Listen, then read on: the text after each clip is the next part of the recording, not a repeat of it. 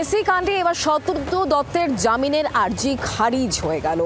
তিনি প্রভাবশালী এই অভিযোগ আনা হয় এবং এই বিষয়টাকে সামনে রেখেই তার জামিনের বিরোধিতা করা হয়েছিল এবং একই সঙ্গে এটাও উল্লেখ করা হয়েছে যে মেসিকে নিয়ে আসতে গিয়ে মেসি ইভেন্টে 23 কোটি টাকার স্ক্যাম হয়েছে এমনই অভিযোগ। যদিও শতদ্রু দত্তের আইনজীবী তিনি বলছেন তার মক্কেল 3-0 গোলে এগিয়ে।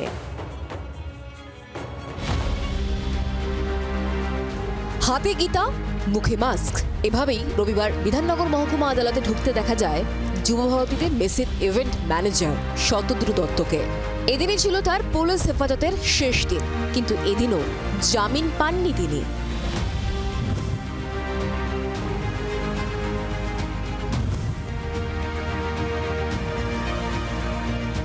তিনি অত্যন্ত প্রভাবশালী ব্যক্তি, জামিন পেলে পালিয়ে যাওয়ার আশঙ্কা রয়েছে, এই দাবি করে রবিবার শতদ্রু দত্তের জামিনের বিরোধিতা করেন সরকারি আইনজীবী বিভাস চট্টোপাধ্যায়। সরকারি আইনজীবীদের তরফ থেকে যেটা জানানো হয়েছে যে শতদ্রু দত্ত অত্যন্ত প্রভাবশালী, যে মেসিকে নিয়ে আসতে পারেন, সে কতটা প্রভাবশালী সেটা বলার অপেক্ষা রাখে না। অন্যদিকে তার যেটা বক্তব্য যে উনি পালিয়ে যেতে পারেন, তার কারণ যখন মাঠে গন্ডগোল শুরু হয় সেই সময় মেসির সাথে উনি এয়ারপোর্ট চলে গিয়েছিলেন, সেক্ষেত্রে কী উদ্দেশ্য ছিল সেটা বোঝাই যাচ্ছে। সরকারি আইনজীবী আরও দাবি করেন সরকারি দপ্তরের সঙ্গে চুক্তি হয় 12ই ডিসেম্বর, অথচ খাবার ও পানীয় সরবরাহের চুক্তি তার আগে নভেম্বর মাসে করে ফেলা হয়েছিল।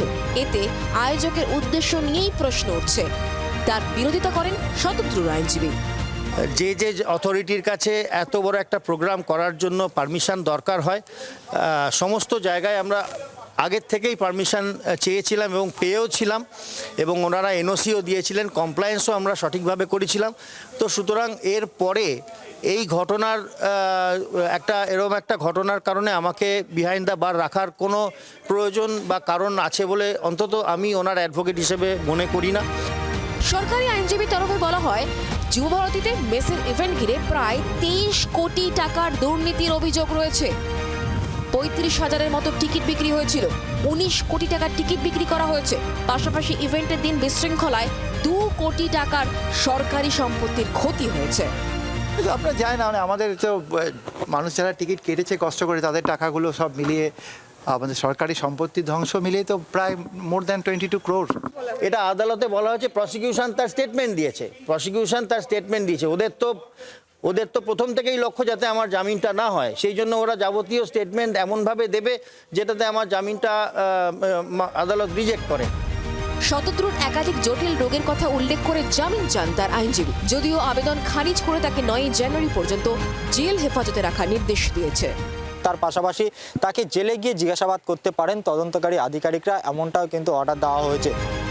ক্যামেরায় রঞ্জিতের সঙ্গে নাঞ্চল রিপোর্ট, জি 24 ঘন্টা।